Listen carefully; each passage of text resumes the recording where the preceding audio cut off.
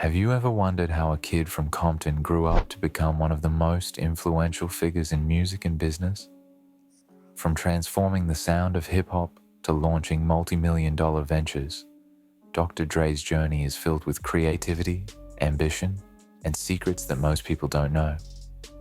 What was the formula behind his iconic beats, the rise of stars like Eminem and Snoop and his journey from a street DJ to a tech mogul? André Young, better known as Dr. Dre, is one of the most important people in the history of hip-hop. He was born on February 18, 1965, in Los Angeles, California. He started out as a DJ in local clubs and went on to make songs that changed genres, start record labels, and build a business empire. He left behind a lot of different things: a musical visionary, a talent builder, and an entrepreneur, with all the problems and conflicts that come with fame and power. The place where Dr. Dre grew up was not easy. Growing up in Compton, California, with a teenage mother, he saw gang violence, economic struggle, and social tensions. All of these things affected his views in later work. He used singing as a way to express himself as a teen. He began to DJ at local clubs, make mixtapes in his garage, and get better at hearing rhythm and sound. In the early 1980s, he joined the group world-class Wrecking Crew and started playing in clubs around Los Angeles. This is where he learned how to DJ and make music. This time was very important. The group's style was based on early electro-funk, not the rough-edge street rap that Dr. Dre would later be famous for, but it taught them a lot about the studio, performance, and rhythm. Along with Eazy-E, Ice Cube, MC Ren, DJ Yella, and others, Dr. Dre became a part of the groundbreaking group N.W.A, Niggas with Attitudes, in the middle of the 1980s. They created a new kind of rap that was honest, raw, and based in real life on the street. Their record Straight Outta Compton, which came out in 1988, is now seen as a turning point in hip-hop history.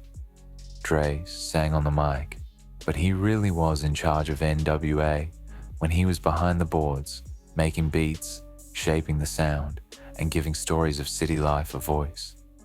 His work helped make the opinions of young people angry about unfair social conditions, police brutality, and not being seen in public heard. During this time, Dr. Dre got his first big break, and hip-hop started to be seen as a way to both provoke and comment on culture. The group's outspoken stance caused a lot of trouble and media attention, but it also gained them a huge following. The next thing Dr. Dre should do is use that energy to create his own unique style. Dr. Dre left N.W.A in 1992 and co-founded Death Row Records with Suge Knight. His first record as a solo artist, The Chronic, came out that same year and became a cultural landmark. Hip-hop music with heavy bass lines, synth-heavy tunes, funk samples from the 1970s, laid-back flows, and tough street stories became known as G-Funk, Gangsta Funk. The hits Nothing But a G Thing and Let Me Ride became instant classics and made Dr. Dre a top-notch single artist and producer. Dr. Dre used his fame to help other people, not just for his own records. He worked on Snoop Dogg's first record and helped make the West Coast rap. Dr. Dre was one of the most important people in the golden age of hip-hop because of the success of The Chronic and its follow-ups. By 1996, Dr. Dre felt that Death Row's direction was not in line with his own goals, so he left to start his own label, Aftermath Entertainment, which was distributed by Interscope. After that, they went from being a frontline artist to a talent scout, executive, and director. Signing Eminem in 1998 was one of Dr. Dre's best business and artistic moves. Dre produced and coached Eminem's hits, like the Slim Shady LP and the Marshall Mathers LP. This made Dre famous again and showed a whole new age and audience around the world how good he was at producing music. Soon after, he signed 50 Cent and helped many other artists grow. making Aftermath a big hip-hop institution. Dr. Dre's second solo record, 2001, 1999, showed that he could still handle the mic, even though his role was shifting more towards studio work and orchestrating things behind the scenes. At this point, Dr. Dre's impact wasn't so much about his own mic presence as it was about spreading his sound vision throughout the business. Dr. Dre's impact goes beyond albums and artists. Early on, he saw how ownership, brands, and technology could help him reach more people and make more money. He helped start Beats by Dre in 2008, a high-end headphone and speaker brand that would change the way people listen to music and hip-hop culture in the long run. Apple bought Beats for about $3 billion in 2014. It was one of the biggest purchases of a music technology company, and Dr. Dre became one of hip-hop's first tech mogul billionaires. Dr. Dre has sold parts of his music assets for hundreds of millions of dollars, and his catalog, rights, and writing have grown into separate businesses. He expanded his business into lifestyle branding, real estate, and other investments through Aftermath and other projects, all while building on his image as a cultural influencer. Beyond the hits, Dr. Dre has had an impact on many people. He changed the way hip-hop sounds. G-Funk became a model, and his sample-based, clean, but heavy, rhythmic, but street-tense production styles became standards. He made gangster rap and the West Coast sound more well-known. Dr. Dre made his mark bigger by signing and helping artists like Eminem, Snoop Dogg, and 50 Cent, and then by seeing acts like Kendrick Lamar come up. From being a star, he became the person who builds stars.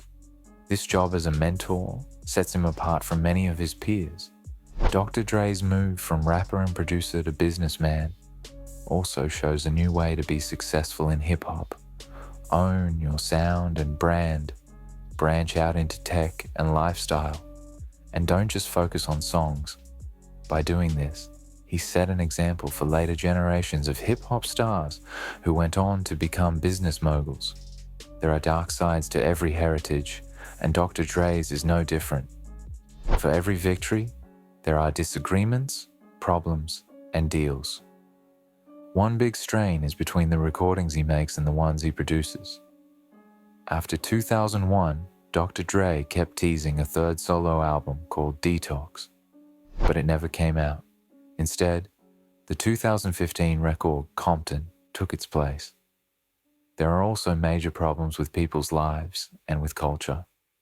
Dr. Dre's early links with violent images, sexist lyrics, and known assaults have hurt his public image.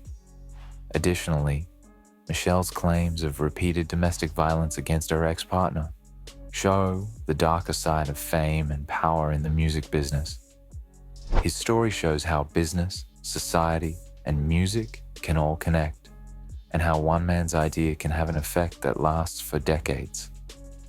But the story also shows us how complicated fame can be.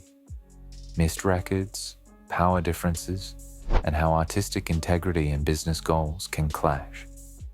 This two-sidedness is part of the hidden story.